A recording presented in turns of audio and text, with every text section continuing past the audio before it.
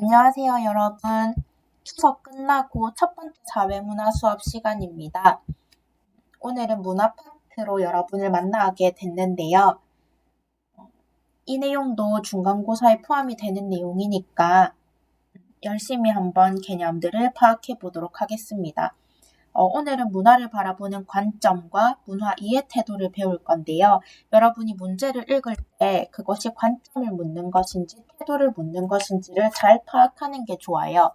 문제에서 문화를 바라보는 관점, 문화를 이해하는 관점, 이렇게 관점을 묻게 되면 비교론적, 총체론적, 상대론적 관점 안에서 생각을 해야 되고요. 문화 이해 태도에 대해서 묻게 되면 자문화 중심주의, 문화 사대주의, 문화 상대주의, 극단적 문화 상대주의 안에서 생각을 하고 문제를 풀어야 합니다. 자, 그러면 이 문화를 바라보는 관점부터 한번 배워보도록 하겠습니다. 첫 번째 배울 건 비교론적 관점인데요. 비교를 하는 거예요. 우리나라와 일본, 중국을 비교, 또는 우리나라와 독일을 비교, 우리나라와 미국을 비교해서 우리나라 문화를 살펴보는 것. 그걸 비교론적 관점이라고 얘기를 합니다. 비교를 하기 때문에 키워드들은 쌤이 지금 줄 건 것처럼 나타나요. 보편성과 특수성, 공통점과 차이점을 연구함으로 인해서 자기 문화를 좀 더 객관적이고 분명하게 이해할 수 있게 됩니다. 자, 이게 어떤 얘기인지 한번 예시를 한번 들어볼게요. 얘들아, 대학교를 들어갈 때 등록금을 내지. 그 등록금을 내는 게 우리 너무 당연한 일이잖아요. 자, 그걸 2019년 우리나라 등록금을 한번 봤어요. 이게 전국에 있는 대학들에 대한 평균치를 낸 건데요. 인문사회 분야는 거의 590만 원대, 자연과학대는 670만 원대, 의학계열은 한 학기에 거의 960만 원대의 등록금을 내고 있다고 해요. 기사를 조금 더 찾아보니까 작년에 등록금이 가장 비싼 대학은 연대도 이대도 아닌 한국산업기술대라고 해서 899만 원 정도를 내고 학교를 다녔다고 얘기를 합니다. 그래서 여러분도 뉴스 기사를 검색해보면 작년 우리나라 대학들의 등록금 제일 비싼 곳부터 제일 낮게 책정되는 곳까지 등록금을 쭉 볼 수 있는데요. 우리나라는 이렇게 등록금을 내고 대학을 간다고 하는 개념이 너무나 당연한 거잖아요.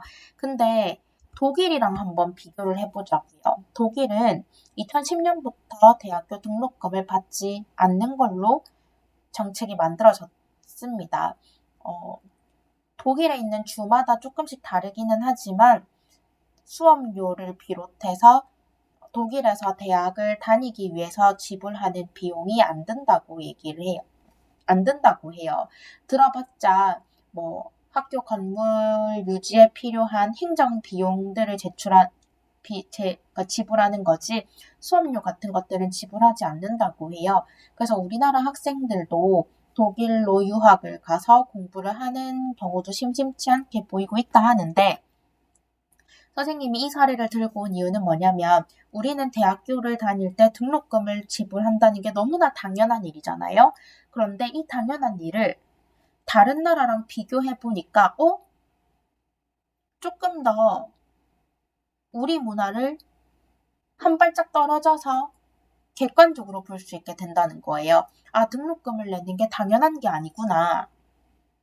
그러면서 왜 우리나라의 등록금이 독일보다는 비싸구나. 하지만 미국보다는 싸구나. 이런 식으로 우리나라의 위치를 명료하게 파악할 수 있다는 거예요. 너무나 당연시 여기던 문화를 비교를 통해서 당연하지 않은 것처럼 객관적으로 볼 수 있게 되고 다른 나라와의 비교를 통해서 우리의 위치가 어떻게 되는지를 명료하게 이해할 수 있다는 겁니다. 자, 그럼 아까 키워드에서 다시 볼게요. 어떤 사회든 등록금이라는 개념이 존재합니다. 그것은 공통점이에요. 보편적이에요. 그런데 우리나라는 이만큼을 내는데 독일은 등록금을 내지 않고 이런 특수성, 차이점을 비교하면서 우리나라 문화를 조금 더 낯설게 보게 되고 당연하지 않게 낯설게 바라보게 되고 그러면서 우리나라를 미국, 독일과 비교하면서 좀 더 객관적으로 바라보고 명료하게 우리나라 문화를 바라볼 수 있게 된다는 겁니다. 자, 젓가락 문화도 한번 볼게요. 한국, 중국, 일본은 젓가락을 사용한다는 공통점이 있습니다. 하지만 중국은 기름기 있는 음식이 많기 때문에 긴 젓가락을 사용하게 되고요.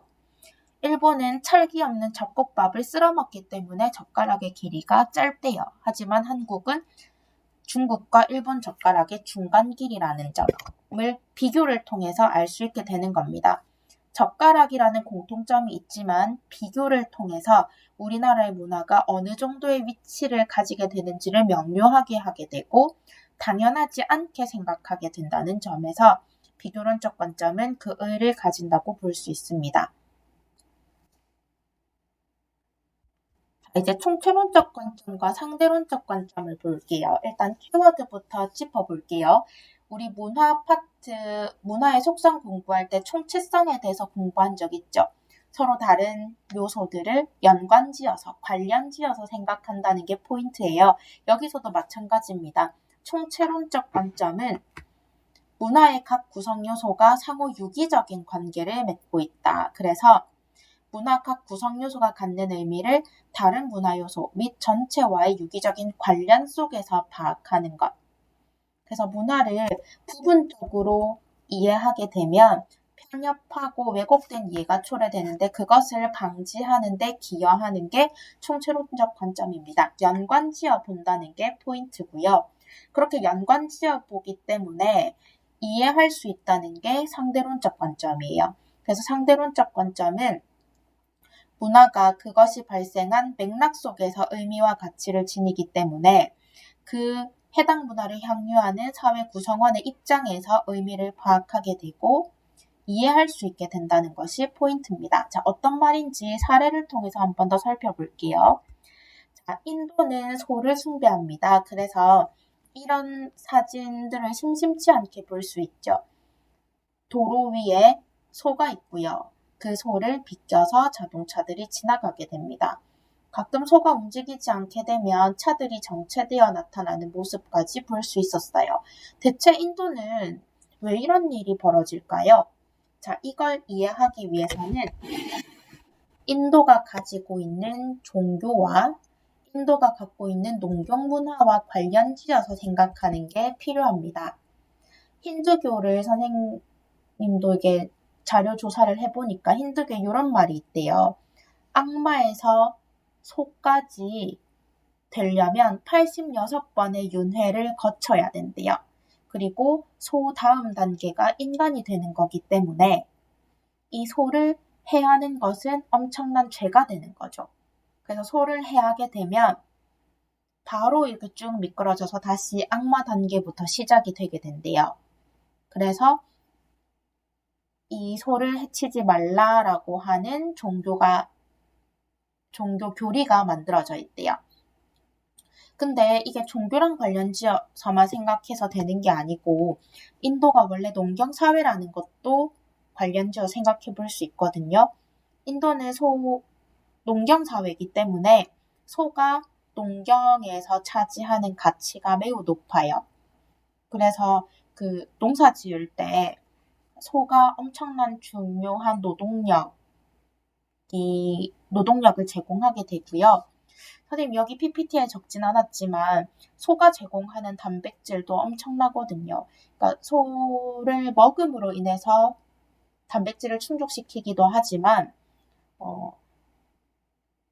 소는 농사 지을 때 너무 중요하니까 일단 살려두고 소를 통해서 우유도 얻을 수 있고요. 소의 배설물을 통해서 연료를 쓰기도 하고요. 그래서 소가 가지고 있는 경제적인 가치가 너무 큰 거예요. 그래서 소를 죽이지 않고 이렇게 소를 숭배하는 문화가 만들어졌다고 보는 게 이런 식으로 해석할 수 있는 게 총체론적 관점입니다. 그러니까 인도가 소를 숭배한다는 것 자체를 종교라는 것과도 연관지어 보고 인도가 가지고 있는 농경사회라는 그 산업과 연관지어서 생각하게 되는 것. 연관지어 생각한다는 포인트가 총체론적 관점이에요.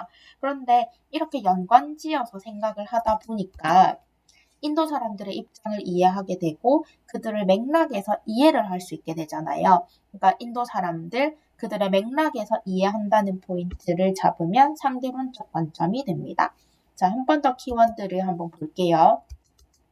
총체론적 관점은 서로 다른 걸 연관지어서 생각한다는 게 포인트라서 상호 유기적인 관계 또는 이런 다른 문화 요소 및 전체와의 유기적인 관련 속에서 파악한다는 것. 그래서 부분적으로만 보지 말고 전체를 같이 봐야 한다는 것이 포인트입니다. 이렇게 다른 것들과 연관지어서 보게 되면 결과적으로 이해를 할 수 있게 되는데요. 상대론적 관점은 그 맥락에서 이해하자. 그 사람들의 입장에서 이해하자. 그래서 이렇게 줄쳐놓은 것들이 키워드가 된다고 보면 됩니다. 자, 그럼 문제를 한번 볼게요. 갑과 을이 가지고 있는 문화 이해의 관점에 대해서 보자고 했습니다. 관점에 대해서 본다 하면 비교론적 관점, 총체론적 관점, 상대론적 관점에서 생각을 해야 되는데요. 갑, 한국, 중국, 일본의 음식 문화를 조사해서 세 나라 음식 문화 간의 공통점과 차이점을 연구한다. 이게 비교론적 관점이고요. 을은 우리나라 전통 음식 문화가 농경, 신분제도, 무속신앙과 어떻게 연관되어 있는지를 연구한다 했잖아요. 연관성, 관련성을 보는 거니까 총체론적 관점입니다. 자, 동그라미 1번. 특정 문화 요소의 의미를 전체와의 관련 속에서 파악하고자 한다. 이거 총체론적 관점이고요. 2번. 문화 향유자의 입장에서 그들의 입장에서 문화를 이해하고자 한다. 상대론적 관점이고요. 3번. 자기 문화를 객관적으로 이해하는 데 기여한다. 요것은 다른 문화와 비교함으로 인해서 자기 문화를 당연시 여기지 않고 좀 더 낯설게 여기면서 자기 문화를 당연하게 여기던 걸 이제 그 문화에서 한 발자국 떨어져 나와서 좀 더 낯설게 보고 객관적으로 보게 되는 것. 요건 비교론적 관점에 해당되는 거고요. 그래서 답은 1번이 됩니다. 이렇게 문화 이해의 관점에 대해서 살펴봤는데 이제는 문화 이해의 태도에 대해서 한번 살펴보도록 하겠습니다. 요건 총 4가지가 있는데요. 그 중에서 자문화 중심주의와 문화 사대주의부터 먼저 살펴볼게요. 자문화 중심주의는 자기 걸 강조한 나머지 다른 것들을 안 좋게 살펴보는 건데요. 자기 문화를 기준으로 하는 겁니다. 자, 의미를 볼게요. 자기 문화의 우수성을 지나치게 강조한 나머지 다른 문화를 부정적으로 생각하고 낮게 평가하는 태도입니다. 정리해서 본다면 맹목적으로 자기 문화를 좋아하는 건데요.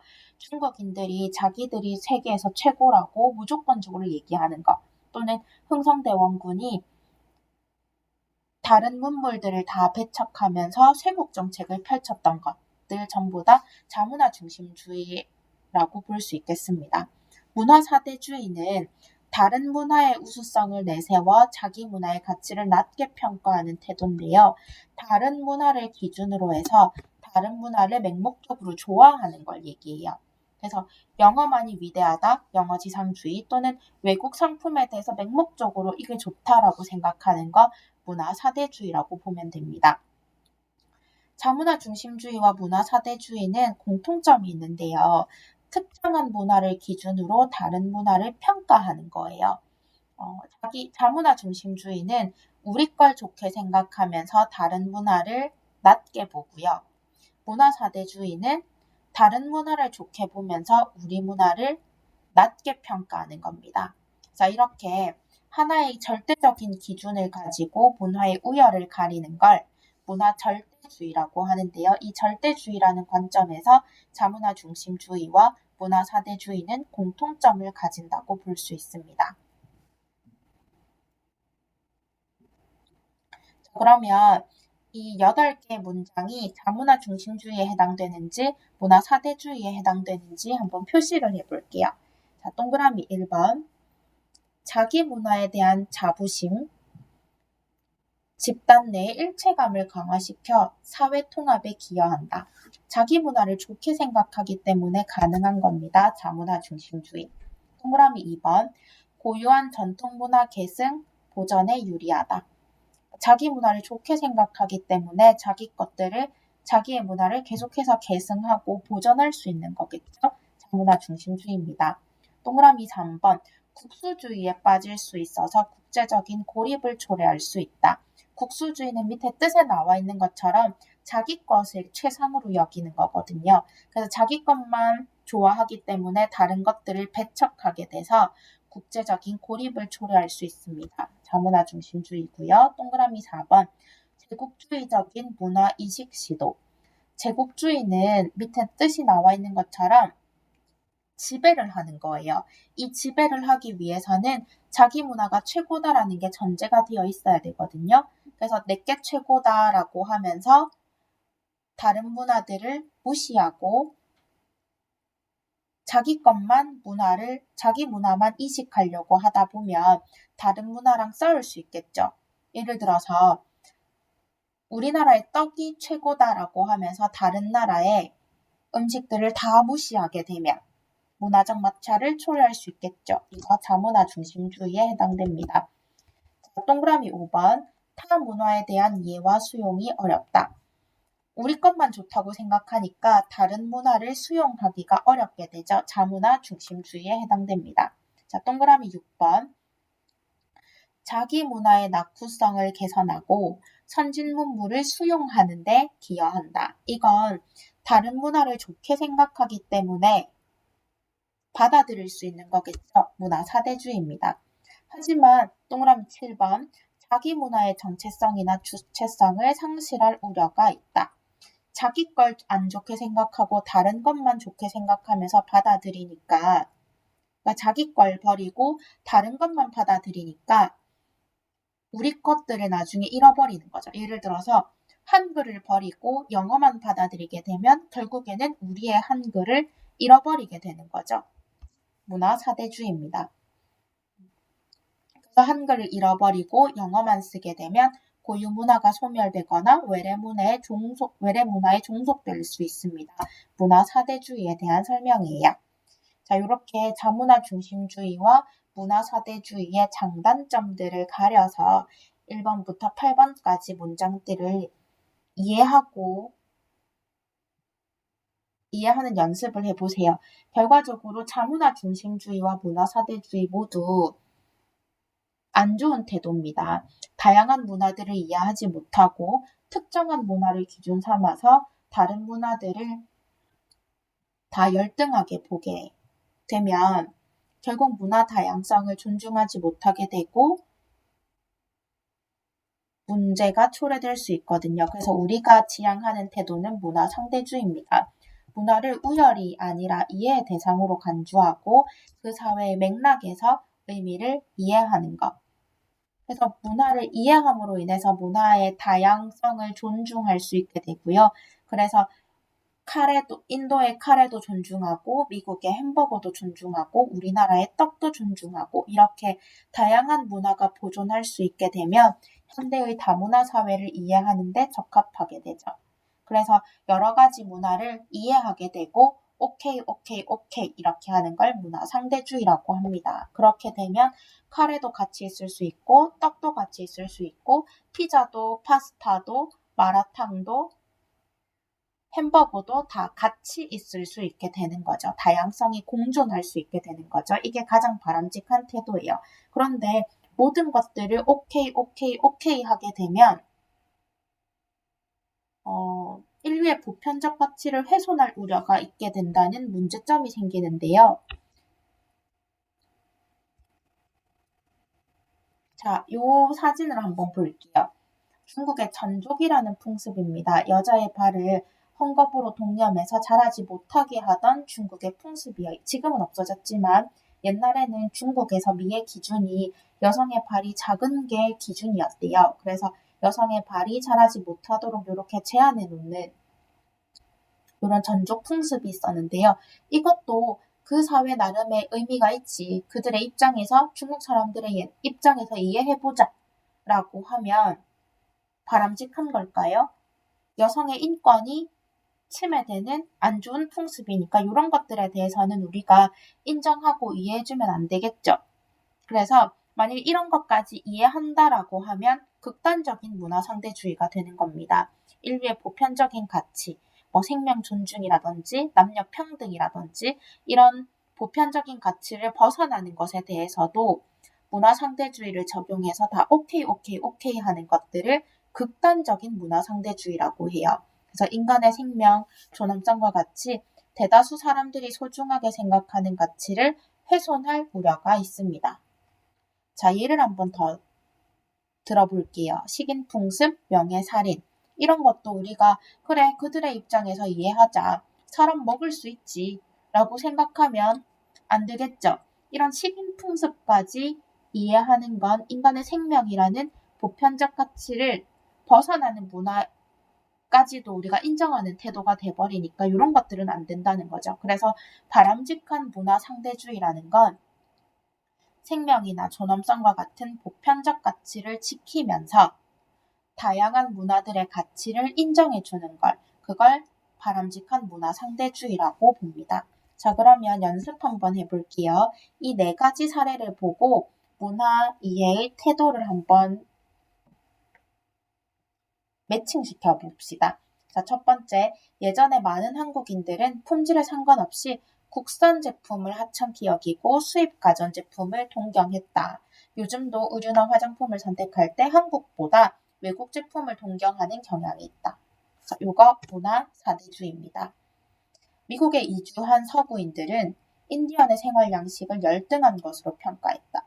특히 인디언의 시간관념은 희박하고 소유관념이 없다고 비판했다. 이런 미국 사람들의 태도는 자문화 중심주의겠지.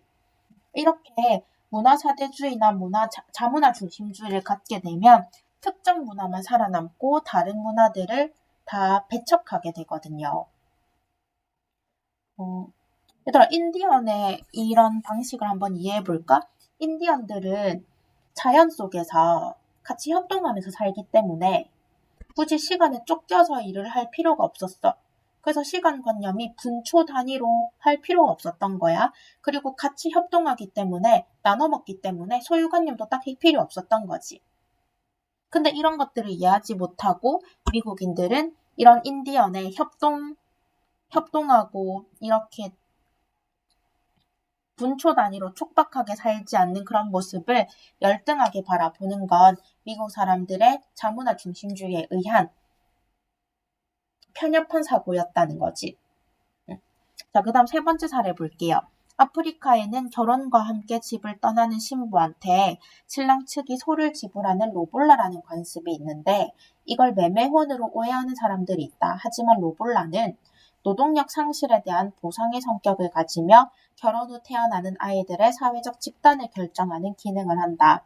신랑 측이 로볼라 소를 지불하면 아이들은 신랑 쪽 집단에 속하게 되고 그렇지 않으면 신부 쪽 집단에 귀속되는 것이다. 자, 이거는 로볼라라는 이 풍습을 그 사회 집단의 입장에서 이해하는 거니까 문화 상대주의입니다.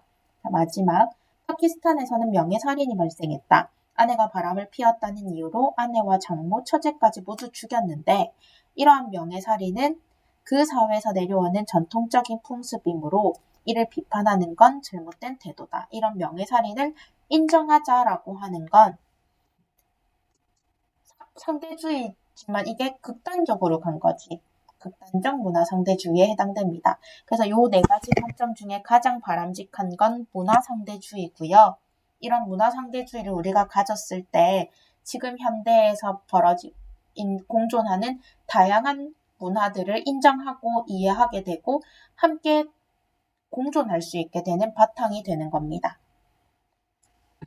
자, 그럼 오늘 문화 이해 태도랑 문화 이해 관점까지 다 살펴봤는데요. 이 총 7가지의 태도들과 관점들을 비교하면서 이해하는 연습을 해두기 바랍니다. 수고하셨습니다.